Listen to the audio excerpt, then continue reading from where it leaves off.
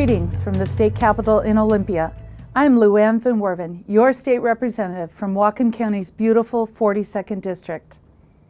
Public safety is a high priority for House Republicans this session. I am working on and have co-sponsored several bills in this area, including bringing back Hailey's Law.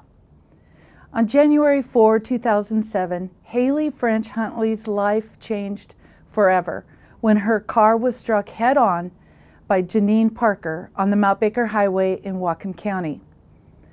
Parker had been pulled over just hours before by a state trooper and was cited for a DUI.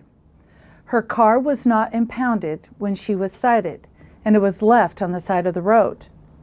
Due to jail overcrowding, she was not booked, and the trooper drove her home.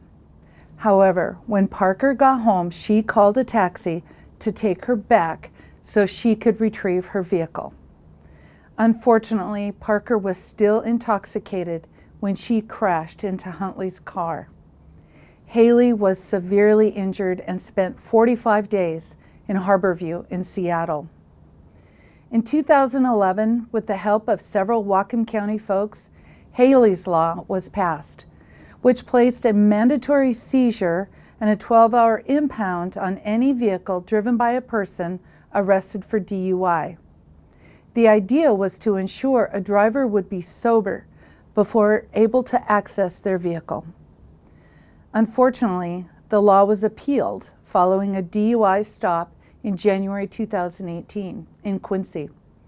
The lawyer for the defendant said the seizure of the car was unconstitutional because it did not meet lawful requirements, and the vehicle could have been released to one of his sober passengers. The state Supreme Court unanimously agreed, striking down Hailey's Law, meaning drunk drivers may have immediate access to their vehicles. I have drafted legislation to address the court's concerns.